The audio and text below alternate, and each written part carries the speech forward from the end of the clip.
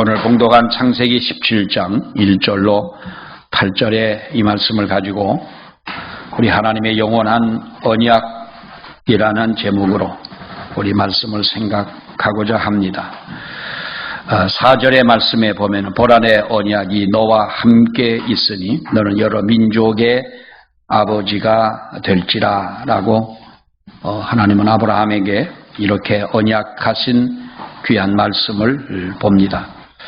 우리가 구약이나 신약이 동일하게 적용되는 것은 하나님 앞에 믿음으로 구원을 받는다라고 하는 사실입니다. 또 믿음을 가진 자를 하나님은 의인이라 그렇게 또 부르셨습니다.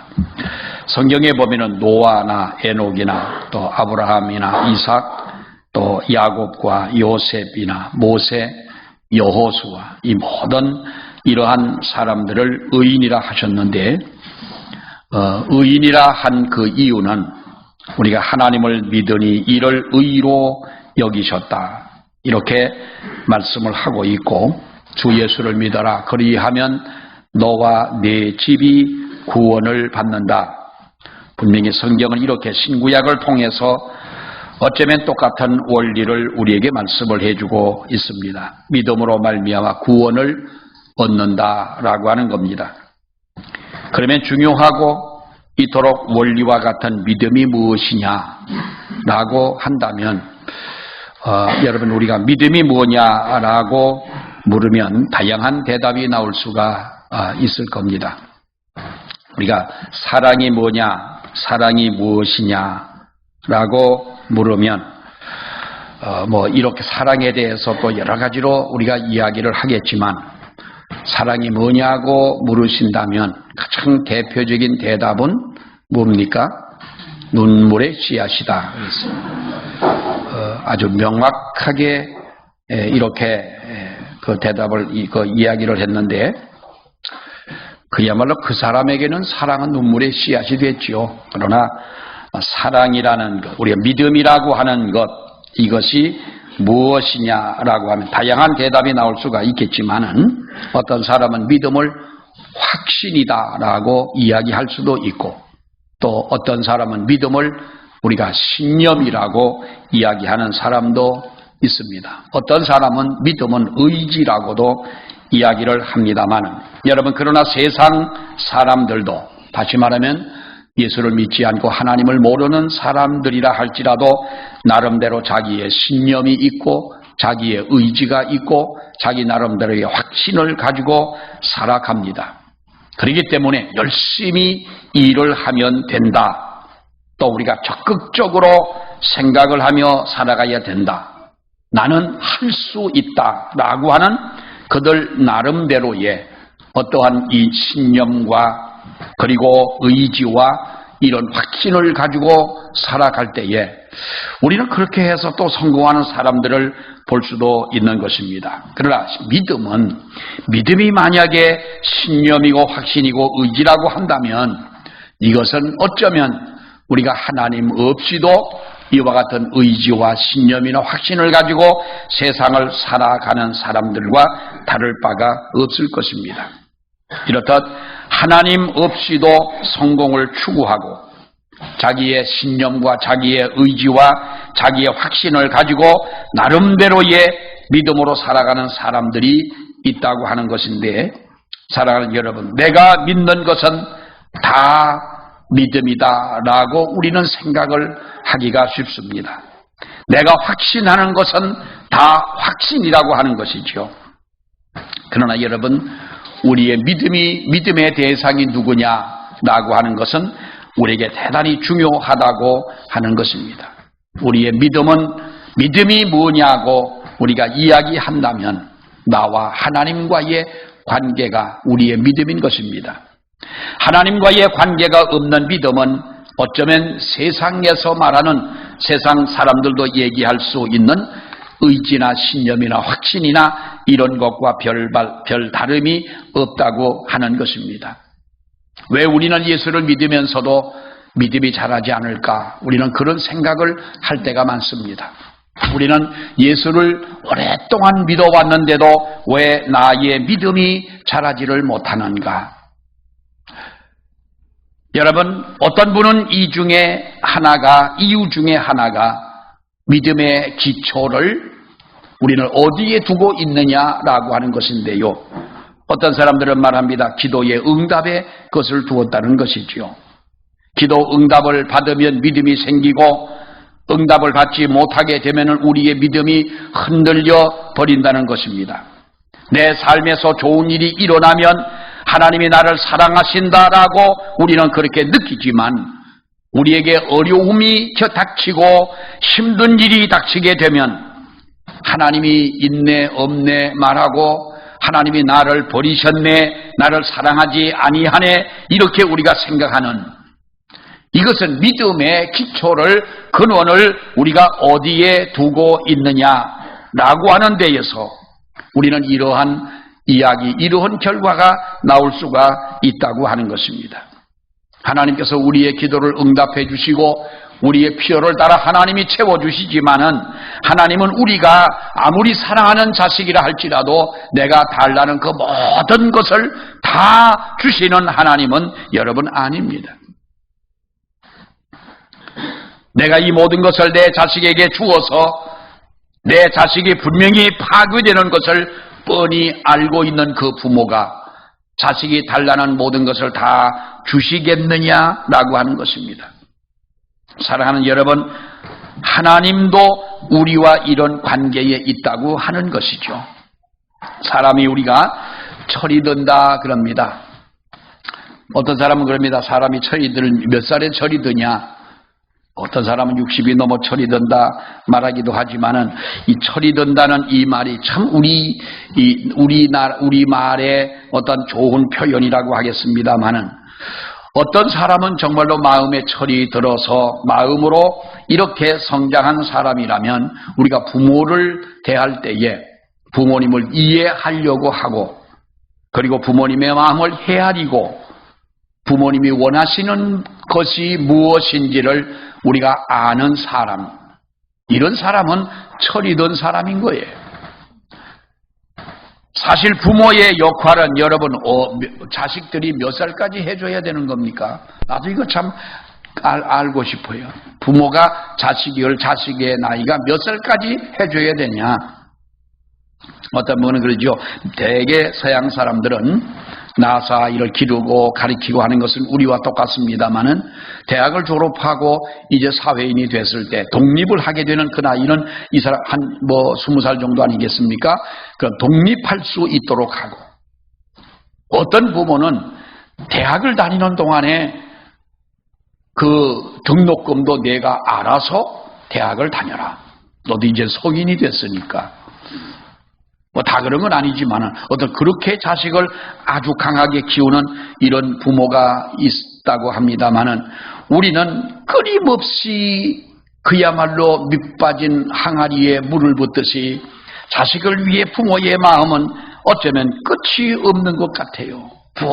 부어도 채워지지 않는 그 자식들에게 이렇게 베푸는 부모님을 볼 수가 있습니다만은 여러분, 그러나 우리가 철이 들고 나니 부모님의 귀한 사랑을 알게 되고 부모님이 원하시는 바가 또 부모님이 여러분 그 마음에 헤아리는 그 부모님의 마음을 헤아릴 줄 아는 그런 마음이 들 때에 우리는 철이 들었다 이렇게 이야기합니다만 하나님과의 관계도 그런 관계인 줄로 믿습니다. 어릴 때는 달라고만 하고 내가 신앙에 철이 들기 전에는 하나님께서 모든 것을 책임지고 나에게 부어주시고 정말로 나의 모든 것을 하나님이 해결해 주셔야만 된다고 우리는 때를 쓰듯 기도하며 그렇게 믿어왔지만 우리가 성장한 신앙이라면 여러분 하나님의 마음을 헤아리고 하나님의 뜻을 깨닫고 하나님께서 원하시는 것이 무엇이냐라고 하는 것을 깨달아가는 바로 그러한 믿음이라면 이것이 바로 하나님 앞에 성장한 믿음이고 우리말로 철이 든 믿음이 아니겠습니까? 우리가 처음 신앙생활을 시작할 때는 아무 부담도 없이 그냥 좋고 하나님 앞에 나와서 말씀을 듣고 예배하는 그것이 정말 마음이 편안하고 어쩌면 우리가 깊은 하나님의 진리를 깨닫지 못한다 할지라도 우리는 그냥 지나갔습니다마는 조금씩 신앙이 들어오면서 내 믿음이 성장하면서 우리들에게는 하나님을 알아가고 깨달아가는 것 아니겠습니까? 하나님은 나에게 어떤 분이시냐? 내가 사랑하는 예수님은 어떤 분이시고 나에게 주님은 어떤 분이시냐? 성령님은 나에게 어떤 분이시냐? 라고 하는 이것을 우리가 깨달아 간다는 거예요. 그래서 우리가 고백할 때에 어떤 고백을 합니까? 하나님은 전능하신 하나님, 능치 못하심이 없으신 하나님, 무엇이든지 다 가능하신 하나님, 인간은 불가능하다고 하지만은 불가능을 가능케 하시는 바로 그 하나님, 우리의 머리털 하나까지도 다 세신 바가 되시고 나의 세밀한 부분까지 관찰하고 알고 계시는 바로 그 하나님을 우리가 깨닫게 될 때 우리는 그 하나님을 찬양할 수 있고 그 하나님 앞에 나의 모든 인생을 맡기게 되고 그 하나님의 말씀이라면 우리는 어떠한 경우에라도 지키려고 애쓰는 성도가 아니겠느냐라고 하는 겁니다. 하나님을 높일 때 우리의 믿음이 커지는 줄 믿으시기를 바랍니다. 역사하는 믿음은 여러분 우리가 하나님의 이 능력을 믿고 의지하고 전폭적으로 우리는 이 말씀에 의심 없이 믿는다고 하는 것입니다. 개혁자 루터는 이런 말을 했습니다. 하나님을 하나님 되게 하라. 하나님을 하나님 되게 하라. 성도들 가운데 우리들이 어떤 성도로서 지을 수 있는 범죄가 있다면 하나님의 능력을 자꾸 축소시키는 사람이라는 것. 우리는 하나님의 능력 그대로 믿어야 되는 줄 믿습니다. 믿는 성도들이라면 하나님의 권능대로 믿는 우리 성도가 되어야 하는 줄로 믿습니다. 그런데 우리들은 오늘날 교회는 하나님의 그 능력을 자꾸만 축소시켜 나아가는 거예요. 하나님을 작은 일에만 묶어두는 것입니다. 하나님을 자꾸 교회 안에만 가두어 버리는 겁니다. 내가 확신할 수 있고 내가 믿을 수 있는 것만 하나님의 능력이라고 우리는 생각하는 사람들이 많다는 것입니다. 내가 할 수 있는 것을 하고 내가 믿을 수 있는 것을 말하고 한다면 여러분 그것이 우리가 무슨 믿음이겠습니까? 그래서 오늘 성경은 하나님께서 뭐라고 말씀하십니까? 우리가 17장에 처음 나오는 하나님의 말씀이 뭡니까? 우리가 17장 1절에 있는 말씀을 보게 되면 하나님께서는 바로 나는 전능하신 하나님이다. 이렇게 아브라함에게 말씀을 하고 있는 겁니다. 여러분 이것은 어찌 보면 우리가 하나님의 명칭이라는 것이요. 전능하신 하나님이시다.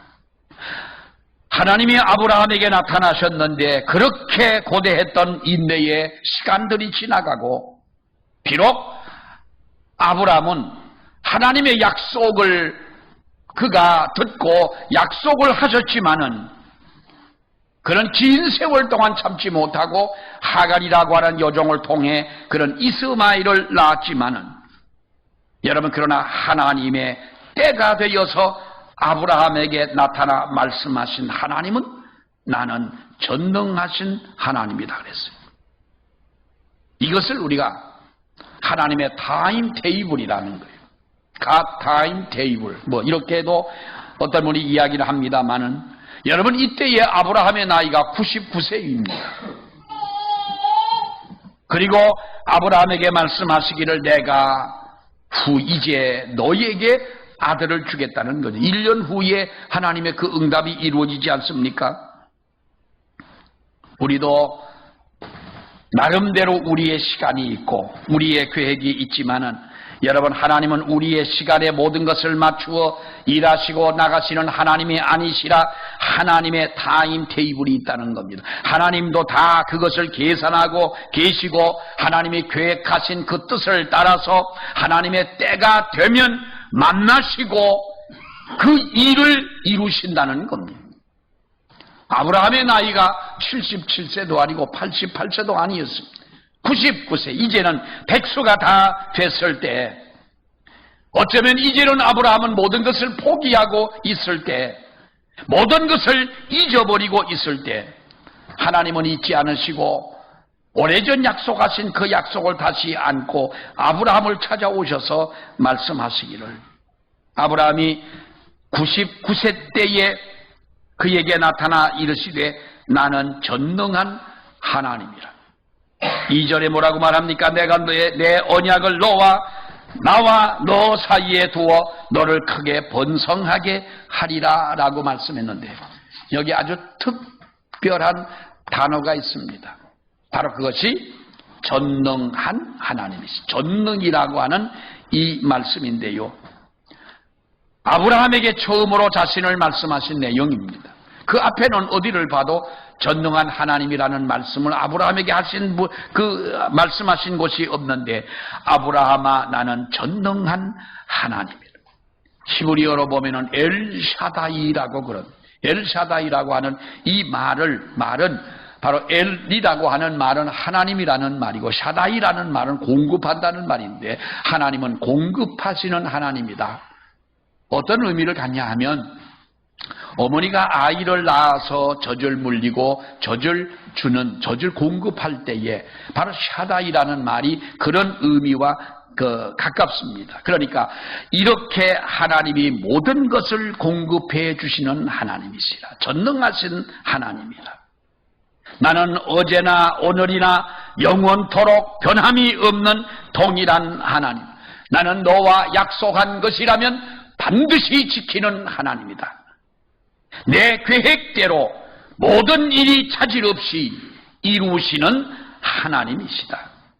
그러므로 너는 잠에서 깨어나라. 네가 75세가 됐을 때에, 여러분 25년 전 얘기가 아니겠습니까? 내가 너와 약속하지 않았느니, 내가 너희에게 약속한 것을 잊지 마라 라고 하는 겁니다. 내가 분명히 너희에게 이 아들을 주겠다. 아브라함은 믿음이 약한, 믿음이 없는 사람이 아니었습니다. 하나님은 분명히 아브라함을 부르실 때에 내가 너를 열방의 아비로 삼겠다고, 복의 근원으로 삼겠다고 분명히 말씀을 하셨습니다. 그런데 왜 아브라함은 이 말을 들을 때 그것을 100% 여러분 받아들이지를 못하잖아요. 사라는 더더욱 마찬가지입니다만은, 그러니까 그는 지금까지 살아오면서 하나님이 나에게 아들을 준다고 했지만은 그것을 100% 믿는다기보다는 자기의 방법대로 이스마엘이라는 아들을 여러분 낳았던 것 아닙니까? 왜 신앙에서 의심이 생겨지느냐? 믿다 보면 우리가 여러분 금이 몇 프로입니까? 순금이 99.999인데 사실 그것은 100%인데 혹이라도 거기에 이물질이 만드는 과정에 이물질이 들어갈 수 있을 것이다 라고 하는 것을 가정해서 그것이 0.001% 정도는 무언가가 들어가 있을 수도 있다는 의미에서 99.9%지 100%지요. 순금은 뭐 순금 아닙니까? 근데 여러분의 믿음은 여러분 몇 프로 정도의 믿음을 가지고 계십니까? 100%라고 하면 아마도 놀라운 하나님의 기적이 임할 것입니다. 내가 지금까지 하나님의 말씀을 정말로 100% 이렇게 믿고 의지하고 왔다면 아마 더 큰 일을 했을 겁니다. 근데 어쩌면 우리는 믿음을 가지고 산다고, 믿음 아닙니까? 믿음. 이 믿음을 가지고 산다고 하면서도 내가 100%의 순금 같은 믿음을 갖지를 못했다는 겁니다. 그러니까 신앙의 회의가 옵니다. 우리의 신앙이 흔들립니다. 왜 그렇습니까? 두 가지입니다. 전능하신 하나님의 그 전능을 믿지를 못하고, 그리고 하나님과의, 전능하신 하나님과의 거리가 너무 멀리 떨어져 있다는 거예요. 마주 앉아 얼굴을 대하고 눈을 바라보고 이야기하게 되면 서로가 주고받는 이야기가 100% 전달될 수가 있지만, 한 사람은 여기 있고 한 사람은 저 건너편 장터에 서서 서로 소리를 지르며 이야기를 한다면, 우리의 서로 이야기하고 소리를 지르는 그 말을, 주고받는 말을 방해하는 요소들이 얼마나 많습니까? 저 사람의 말을 들으려고 하는데 중간에 지나가는 그 더 큰 소리가 있어서 온전히 들을 수가 없는 것처럼, 하나님을 내 마음속에 멀리 두었기 때문에 하나님이 내게 말씀하시는 그 말씀을 내가 100% 받아들일 수가 없다고 하는 겁니다. 어떤 분은 말합니다. 지금 우리는 왜 옛날처럼 기도하지 않느냐. 지금 옛날에는 교회들이요, 뭐 옛날 얘기입니다만은, 예배당 하나를 있다가 교회가 조금 부흥하면 교육관을 짓잖아요. 그리고 교회가 부흥하면, 우리가 70년대, 80년대를 지나면서 교회들이 부흥할 때에 교회들마다 기도원을 안 산 교회들이, 큰 교회들은 다 있습니다. 근데 지금은 기도원을 가지고 있는 교회들의 가장 골칫거리가 기도원이라는 거예요. 성도들이 가서 그렇게 찾아가진 않습니다. 서울에 있는 어떤 목사님이 그럽니다. 자기 기도원에 펜션처럼 잘 지어놨다는 거예요. 아니, 그러니까 성도들이 가서 쉴 수 있는 집을 옛날엔 여러분 군대 막사처럼 지어도 불평 없이 이렇게 자고 뭐 생활했는데, 요즘은 기도원을 가도 자기네 집으로 그렇게 좋은 집에 살다가 그런 데가 있으라고 하면은 기도 안 간다는, 그래서 집을 잘 지어놨다는 거예요. 그랬는데 그 목사님의 말씀은, 처음에는 신기해서 가고 경치가 좋아서 가고 공기가 좋아서 가고 이게 갔는데, 그 철원 쪽에 기도원이 있는데 한 번씩 갔다 오더니 그 다음에는 안 간다는 거예요. 왜 기도를 하지 않느냐라고 이야기를 하니까, 지금은 옛날보다 믿는 구석이 많아서 그렇다는 거예요. 믿는 구석이 너무 많은 거예요. 먹을 것이 없어가지고 허리띠를 졸라매고 해봐야 우리가 그 물질의 귀함을 알게 되지요. 우리 외국 사람들이 여기도 많습니다만, 외국인들이, 그들이 얼마나 여러분 어렵게 삽니까? 며칠 전에 그 동남아 라오스인가 어디를 간 우리 그 동기 목사님들이 몇 분 있어 같이 갔는데, 그 친구들이 식사를 마치고 일어서서 나오니까 어떤 여자분들 한 서너 사람이 뛰어 들어오더니 막 그거를 치우더라는 거예요. 그래서 청소를 하나보다 그랬대요. 그때 보니까 먹던 음식, 찌꺼기, 뭐 이 남은 반찬, 심지어 밥까지, 수박 먹다가, 왜 우리는 수박 먹을 때 어떤 사람 아주 하얗게 갉아먹는 사람이 있어요. 그거 뭐 좀 남기지 뭐 그렇게 죽으라고 갉아먹어. 대충 먹잖아요. 대충 먹는 것보다 이제 먹다 보면 빨간 익은 게 많이 붙어, 그것까지 다 막 담더라는 거예요. 그래서 가만히 보니까 청소하는 사람이 아니더래. 그래서 물어보니까 저분들이 동네 사람들인데, 한국 사람들이 식당을 들어오면 남기는 게 너무 많아가지고, 한국 사람들이 많이 오는 식당들이니까 저렇게 와가지고 가져가서 그걸 애들을 주고 자기들도 먹는다는 거예요. 그 소리를 들으니까 너무 마음이 아프더라는 거예요. 우리는 먹을 게 많아가지고 이렇게 다 남겨, 수박도 먹다가 남긴 게 있는데 그것까지도 가지고 와서 먹으려고 하는 이게 현실인 거예요. 우리는 믿는 구석이 너무 많고, 내일의 양식을 위해서 우리가 여러분 기도하지 않아도 우리는 차고 넘치는 거예요.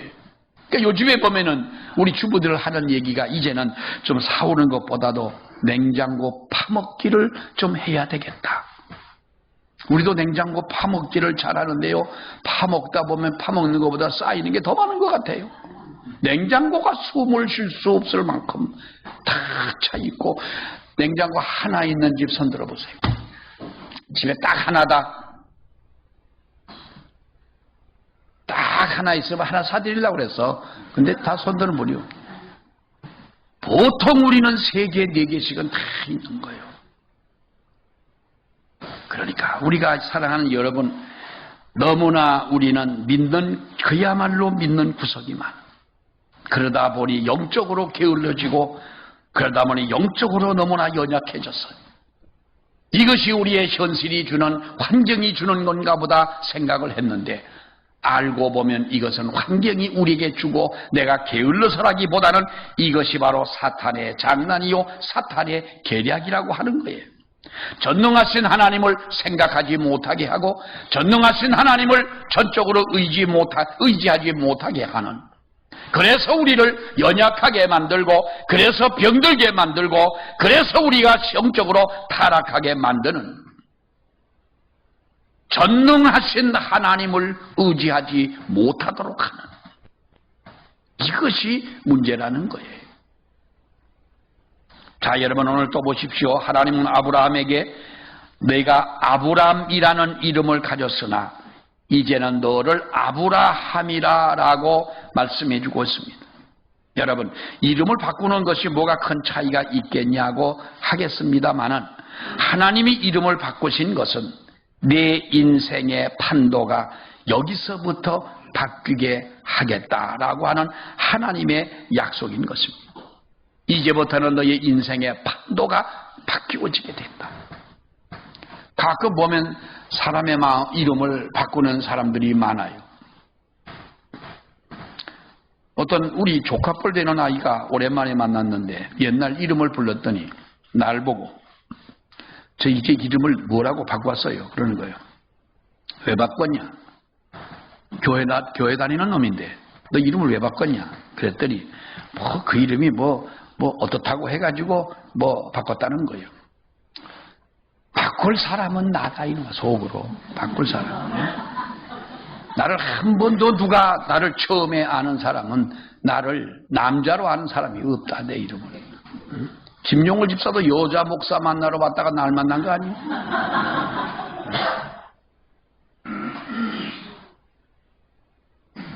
근데 아브라함을 아브라함으로 바꾼 이것이 무슨 큰 차이가 있겠습니까마는, 하나님은 아브라함이라 부르시면서 이제부터 내 인생의 판도는 여기에서부터 바뀌게 됩니다.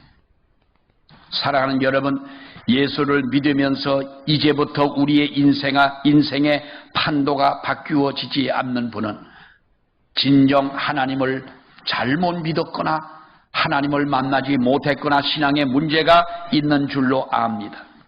우리는 인생의 판도가 예수를 만나면서 바뀌어져야 되는 줄로 믿습니다. 여러분 보십시오. 예수를 영접하는 것과 영접하지 않는 것, 예수를 믿는 것과 믿지 않는 것이 뭐가 차이가 있느냐고 했는데, 예수의 영, 하나님의 영, 성령은 우리의 인생의 판도를 바꾸어 놓으시는 하나님의 영이신 줄로 믿습니다. 여러분, 바울을 보십시오. 사울이라고 하는 이름을 가지고 살기 등등하게 여러분 살던 사람이 예수의 음성, 한 음성을 한마디를 듣고 그런 인생의 판도가 바뀌어지지 않습니까? 이것이 믿음 아니에요. 저와 여러분의 인생의 판도가 지금이라도 바뀌어지기를 여러분 원합니다. 요엘서 2장에 뭐라고 말합니까? 내가 내 영을 만민에게 부어 줄 텐데 너희 자녀들이 장래 일을 말하고 너희의 늙은이는 꿈을 꾸고 너희의 젊은이는 이상을 볼 것이라고 말씀했어요. 이것이 우리의 인생의 판도가 바뀌어지는 것이 아니냐. 여러분을 통해서 우리의 인생의 판도가 바뀌어진다면, 인생의 판도가 바뀌어진 그 한 사람을 통하여 하나님은 놀라운 일을 이루어 가시는 줄로 믿습니다. 나를 변화시키는 하나님은 나 한 사람의 변화만 아니라 내가 변하면 여러분의 가정이 분명히 변화가 있다는 겁니다. 여러분이 변하면 분명히 여러분의 주변의 사람들에게 변화가 있는 것이고, 그 변화는 한 번으로 일회성으로 끝나는 것이 아니라 지속적으로 계속하여 변화가 일어나게 되는 줄로 여러분 믿습니다. 나를 통하여 하나님의 꿈을 꾸게 하시고, 하나님 앞에 하나님이 보여주신 미래를 보게 하고 비전을 갖게 하시는 하나님, 이 꿈을 가지고 이 믿음을 가지고 갈 때에 여러분, 우리가 변화가 되지 않겠느냐는 거지요. 우리가 이렇게 하나님 앞에 이 은혜 속에 살아가면서도 우리는 우리의 진정한 이 직분을 하나님 앞에 다하지 못한다면, 여러분, 직무유기라는 말을 들어보셨지요? 직무유기가 뭡니까? 어떤 조직 내에서 어떤 목적을 이루려면 각각의 직무가 서로 협력하고 조화롭게 연결하고 효율적으로 수행이 되어야만 하는 것입니다. 그래서 이러한 결과를 가져오려면 자기 업무만 독립적으로 수행하는 것이 아니라 다른 직무와 서로 협력하여 전체적인 목표를 달성하도록 서로가 유기적 관계를 맺게 되는 것입니다. 그런데 이런 중요한 직무를 내가 유기한다면, 내 직무를 내가 감당하지 못한다면 자신으로 하여금 모두가 무너지는 결과를 가져오는 일이기 때문에, 직무를 유기한다고 하는 이것은 자신만의 문제로 끝나는 것이 아니라 내 한 사람의 직무 유기가 내 가정을 무너뜨리고 내 주변을 무너뜨리는 이러한 결과를 가져올 수밖에 없다는 거예요. 직무유기가 여러분, 우리가 나 한 사람으로 끝나는 여러분 죄악이 아닙니다. 내가 이 직무를 감당하지 않는다면 하나님은 나를 변화시키고 새로운 인생의 판도가 바뀌어지도록 하셨는데 내가 그렇게 살질 못한다면 기둥 하나 없는 집이 온전히 설 수가 있을까요? 여러분 몸 중에서 어디가 아플 때가 제일 아픕니까? 아픔이 있은 그곳이 제일 아픈 거예요. 어떤 사람은 이빨 아픈 게 제일 아프다 그러더라고. 그 이빨이 제일 아픈 줄 알았어요. 근데 어느 날 눈이 빠지도록 아픈데 이빨 아픈 거는 아무것도 아니더라는 거예요. 근데 그런가 보다 했어요 또. 근데 어느 날 또 귀가 아픈데, 귀가 아프니까 이게 어느 쪽 귀가 아픈지 심하면요, 어느 쪽 귀가 아픈지도 모르겠더라는 거예요. 귀가 제일 아프더라는 거예요. 근데 애 낳을 때는 애 낳는 게 제일 아프다는 거예요. 어떤 여자는 병원에 나랑 같이 입원을 응급실에 있을 텐데요. 응급실을 가 있는데 어떤 여자가 죽겠다고 소리를 지르는데 그 죽겠다는 게 장이 유착이 된 거예요. 그러면서 그 여자분이 하는 말이, 나는 애를요 5인가 4인가 낳대. 근데 애들 많이 낳는데 애 낳는 거 아픈 것도 아니라는 거예요. 죽겠다는 거예요. 저게 애 낳는 거보다 또 더 아픈 거로. 사람은 어디가 아플 때가 제일 아픈 거예요. 어디가 특별히 더 아픈 곳이 어디가 있겠어요? 몸은 어느 곳이나 한 곳이 아파도 다 아프고 나의 건강이 무너지는 거예요. 한 사람의 직무유기가 이렇게 무서운 거예요. 여러분들은 전능하신 하나님께서 여러분의 인생의 판도를 바꾸시고 여러분의 방향을 바꾸어 놓으셨어요. 이것이 하나님이 우리에게 주신 언약의 축복인 것이에요. 여기에서 우리의 직무를 유기하지 말고 잘 감당하는 저와 여러분들이 되시기를 바랍니다. 그래서 하나님은 한 가지 약속을 하십니다. 17장 1절에 뭐라고 말합니까?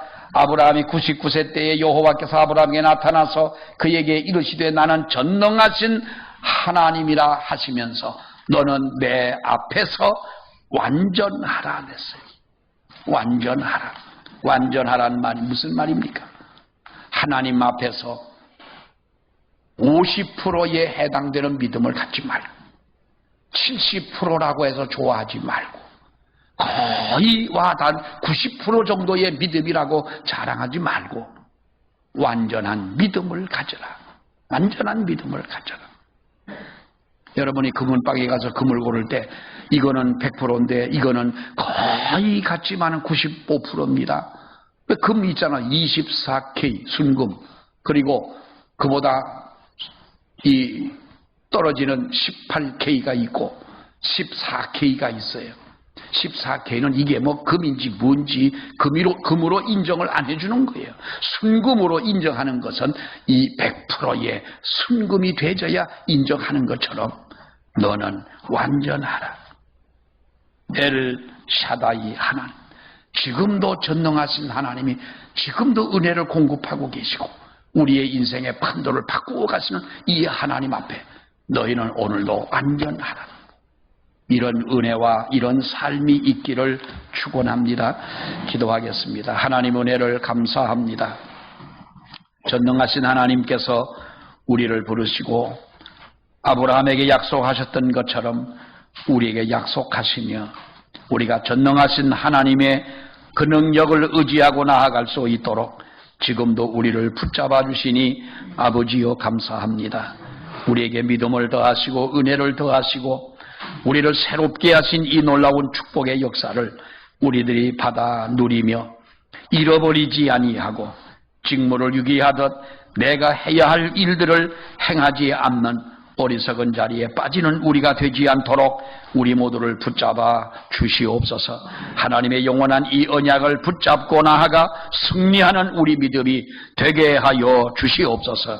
예수님 이름으로 기도하옵나이다. 아멘.